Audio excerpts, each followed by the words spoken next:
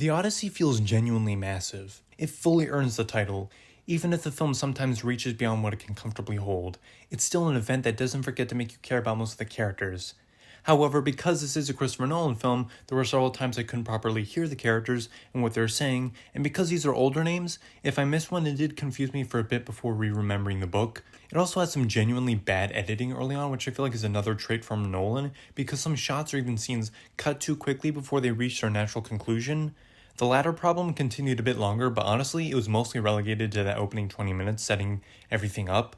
It kind of felt like Nolan was overwhelmed starting this out, and to do this whole back and forth shtick, he had to sacrifice the opening's quality, but thankfully, a thing that's really consistent is the camera work.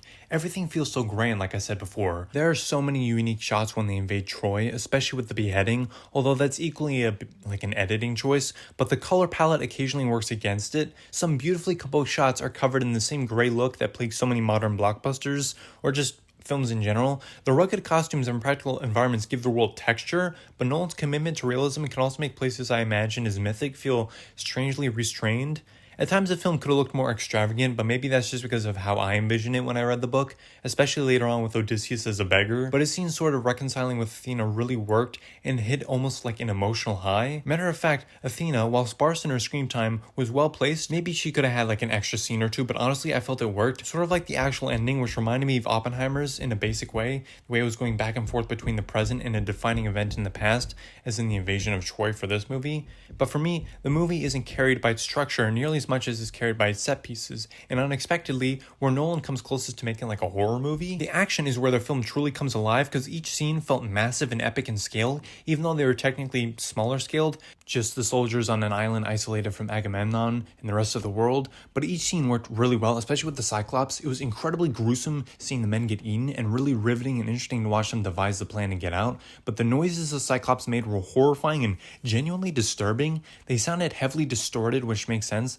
Considering it can talk like a human, it makes sense for it to sound almost like a human but not, so that made it like really cool and like, oh shoot, and then also just like really disturbing. One scene that really caught me off guard, as I had forgotten the finer details, was with Circe turning the men into pigs, but that shit really freaked me the fuck out. It's also just kind of jarring for a Christopher Nolan film to have that, as he's had scenes that are disturbing as this, but seeing that specific image of them being morphed really fucked with me in a good way. It also helps that it look practical and not CGI, which I know is a silly point to make with a Nolan film, but still, after seeing so many shitty blockbusters, it's a palate cleanser. The connecting theme throughout all this is loss, especially in the scenes with the Lestrygonians, however you pronounce it, as they wipe out a majority of the fleet, and you can feel the brutality and the loss with the deaths, as they rarely hold back. Makes sense as it is an R-rated film.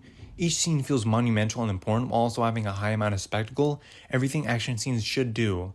But again, the loss is something you really feel. These soldiers are not great people. Himesh Patel does a great job being incompetent as Odysseus' second in command, and the rest of the cast feels like interesting, unique characters. I mean, not perfect, but still interesting enough. John Leguizamo's mentor was another highlight I didn't expect. I mean, I know he's really good at acting. I just didn't expect him to be like such a big focal point. They were really good, especially Anne Hathaway and Tom Holland as Penelope and Telemachus, although I felt as though they were absent for too much of the second act, which is mainly focused on Odysseus' journey, so it could deflate some of the tension with their storyline having it be so sparse. Despite that, they really felt like their characters by the end, and Anne Hathaway especially had some great standout moments. I was also shocked at the amount of well-known smaller actors. One of the soldiers is played by the cop from Two Distant Strangers, so that was kind of interesting, but the whole point is they rarely felt like celebrity cameos. Maybe except for like Charlize Theron and Mia Goth, with Charlize as Calypso having a rather underdeveloped relationship with Odysseus that still took up too much screen time. It wasn't terrible, it just kind of felt like undercooked. Travis Scott was quite great in a small role, if only he wasn't a piece of human shit. But I feel like Nolan is also able to get all these actors on smaller paychecks because they know he'll give them a meaty role, even if brief. I sort of alluded to this before, but I will say the soldiers could have used a bit more development as they occasionally bleed into the background, except for the second time we see the Troy scene where they're more violent and aggressive, with Odysseus coming to terms with the fact that he violated Zeus's laws and had them kill innocent people.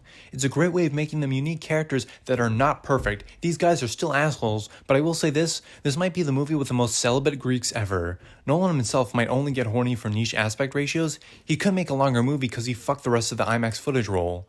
Being serious, the only real-time sex that's implied is with Odysseus before he leaves, and Agamemnon, who I genuinely couldn't tell was played by Benny Safdie.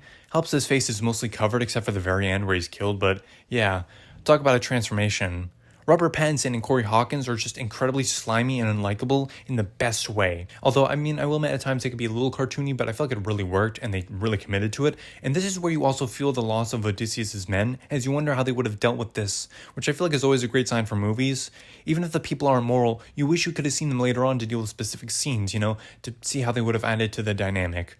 Where these two are just like begging to take the throne and spread havoc, you're kind of curious to see how those people would have dealt with it, even though they were kind of incompetent at times. You're just interested in the dynamic they would have added.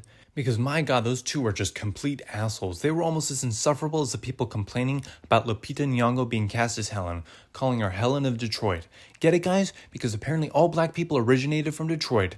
Very funny. This might be the biggest example of online discourse having little effect on actual box office and regular people's discourse of the film. You would have thought from the online reaction this movie was going to bomb heavily and be a giant piece of shit, but instead it turns out Twitter once again isn't real life. I admit some of the casting could have used more Greek and Mediterranean actors, and at times you can feel like they just wanted some well-known actors instead of better ones, but man, if I said I wasn't hyped for that third act with the incredible fight scene, I would be lying through my fucking teeth. It was glorious, incredible payoff, and immensely entertaining without being hard to understand, because some fight scenes can be a little hard to follow in some movies. This was not. It felt like the payoff to everything and was a huge scene without needing to be technically big-scaled with its setter effects.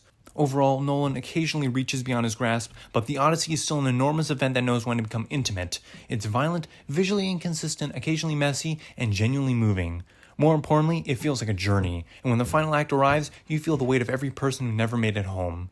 It's a film I'll gladly see again, although maybe not in IMAX because booking that shit is fucking impossible. If you want to see a horror film, you can watch The Last Knock. I had a fun time making it, so speaking of horror, it might scratch that itch for you. But either way, I hope you enjoyed, and I hope you enjoyed the film. I'm curious to actually see what you thought of it in the comments down below, and I'll see you next time. Bye-bye!